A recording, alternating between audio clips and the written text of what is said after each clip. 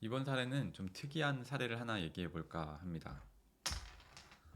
이분들이 제가 한 8년 전에 그때 증여 상담을 한번 했던 분들이 있어요. 증여 상담을 했었는데 어떤 내용이었냐 하면 여러분들이 모두 좋아하시는 서초구에 강남에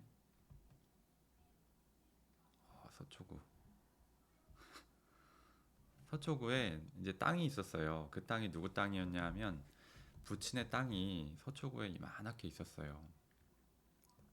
근데 어떤 이유인지는 모르겠는데 그건 여러분들이 다 추정을 해보시면 되는데 자녀가 네 분이 있었어요. 자녀 1, 2, 3, 4가 있었는데 부친의 땅 위에 주거용 건물을 짓는 거예요. 4층짜리 건물을 지어서 자녀 1, 2, 3, 4가 사는 거죠.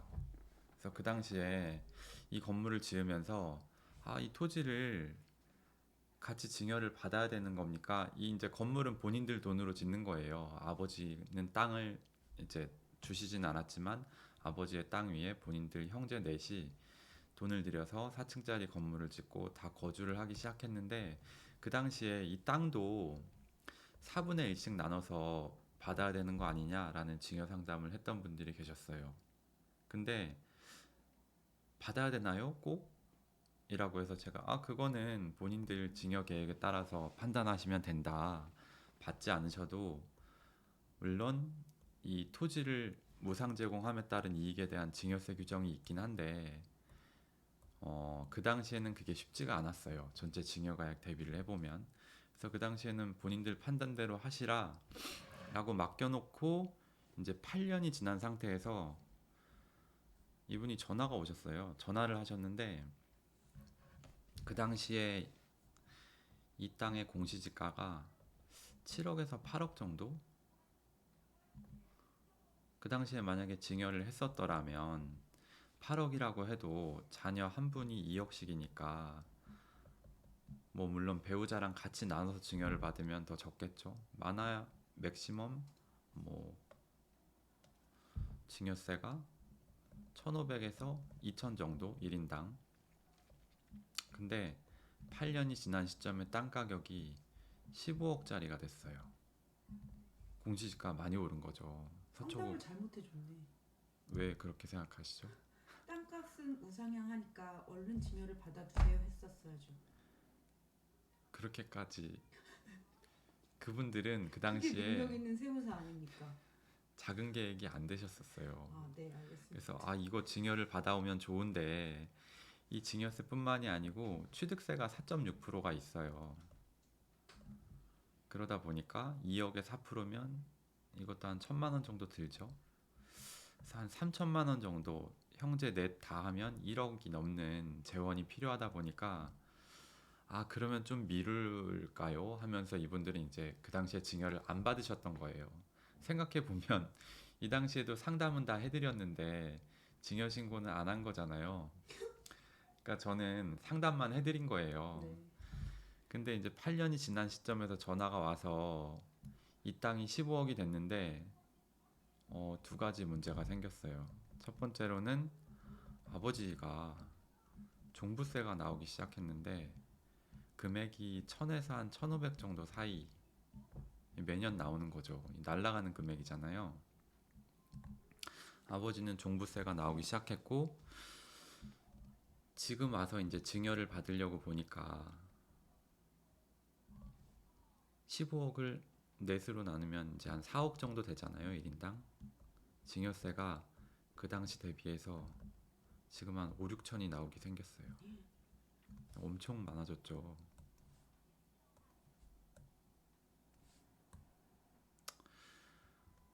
그래서 뭐 증여세야 안 받으면 안 나오는 거니까 상관이 없는데 이 이제 종부세가 문제가 되니까 아버님께서 이거 빨리 너네 형제들이 나눠서 가져가라 라고 하는 사항이 온 거죠. 그래서 이 사례를 기준으로 해서 말씀을 드리면 이 증여라는 건 우리 사회에서 징여라는 건 고마움이잖아요, 일단은. 그래서 주신다고 했을 때 빨리빨리 받아야 돼요. 그렇게 상담을 해주셨어야죠 그때. 근데 그렇게 말씀을 드렸을 거예요, 아마. 전 징여를 해주신다고 하면 재원에 상관없이 대출을 받아서라도 고마운 마음으로 받아들이라고 말씀을 드리는데, 이 당시엔 이제 이 징여세랑 취득세가 아까우셨을 거예요. 이렇게 많은 돈을 내야 돼? 취득세도 있지. 음, 그럼 내 자녀가 거기 계속 살고 계신 거예요? 그렇게 네, 1, 2, 3, 4, 7? 네, 네, 네.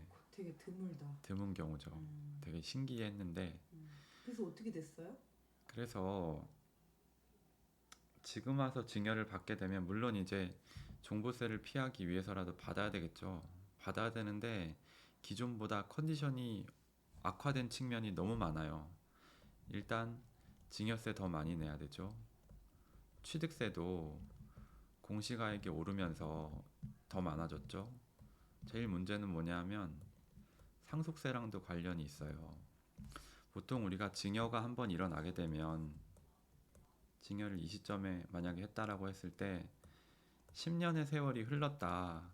그러면 이 10년의 세월이 흐른 이후에 상속이 발생됐다고 해도 당초에 징여했던 이 물건은 상속재산에 더하는 게 없어요. 왜 사전증여재산 더한다는 거 뭐 이런 말 들어보셨죠? 네. 상속이 발생되면 어, 사전에 부친께서 징여했던 물건을 이제 상속세 계산을 할 때 상속할 때 재산이 이를테면 뭐 30억이었어요. 서초동의 땅을 빈 땅을 저렇게 15억씩 가지고 계신 분이 다른 재산이 없을 수는 없잖아요. 대략 계산해 보니까 돌아가실 당시에 30억의 재산이 있었는데 우리가 상속 재산가액을 계산할 때 증여 재산을 더하게 되는데요.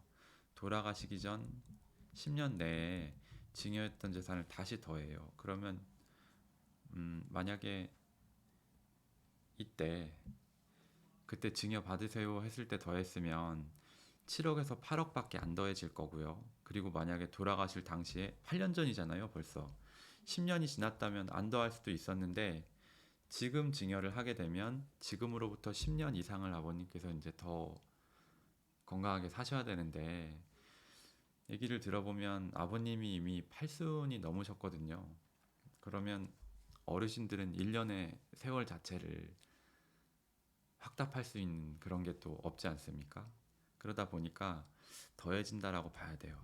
그럼 여기에 15억이 더해질 거거든요. 그러면 여러분도 아시다시피 30억 이상의 물론 상속 공제가 있고 여러 가지 과정이 있지만 30억 이상의 상속 과표에 대해서는 최고 세율이 적용이 되잖아요. 50%. 그러면 뭐 상속 공제가 얼마가 되실지 모르겠어요. 근데 적어도 15억에 대해서 절반에 가까운 세금이 추가로 나올 수 있다. 라는 게 가장 최악의 컨디션이죠. 지금 증여세랑 취득세 이거는 문제가 안 되고 다시 상속재산에 더해져야 되는 문제가 있기 때문에 증여 계획을 세우실 때 반드시 부모님이 좀 젊으실 때 해야만 증여의 효과가 있거든요.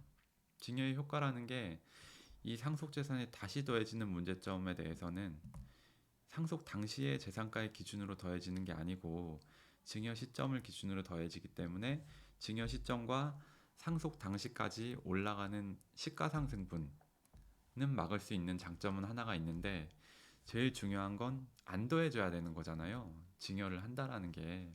그러니까 부모님이 반드시 좀 시점상으로 10년 이상 더 사실 수 있게 젊은 시점에 증여를 고려를 해보셔야 되고 재산가액이 특히나 많으신 분들 같은 경우는 증여를 적극적으로 활용해서 상속과표에 더해지지 않는 부분을 고려를 하셔야 된다라는 게 이 사례를 통해서 우리가 이제 배울 수 있는 점인 것 같아요. 어떠신가요? 네. 질문 없나요? 좀 슬픈 얘기네요. 슬프죠. 이게 지금 처음에 가져가라 할 때 가져갔으면 그게 아니고. 고맙기도 하고 이렇게 종부세라든지 상속세가 추가로 몇 억씩 나오는 과세 문제도 해결할 수 있었는데 미루고 미루다가 아 이거 어차피 주실 건데 이러고 놔두니까 문제가 굉장히 지금 악화되지 않았습니까? 그래서 슬픈 게 아닌데. 뭐가 슬프다는 거죠?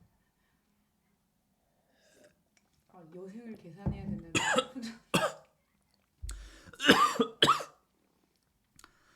슬프죠. 예전에 저희 의뢰인이 돌아가셔가지고 제가 운 적도 있거든요. 네, 알겠습니다. 펑펑 울었거든요. 네. 그건 뭐 어쩔 수 없지 않겠습니까? 네. 네, 좀 슬픈 영상을 마치도록 하겠습니다. 증여는 반드시 젊으실 때 고려하셔라. 기억하세요.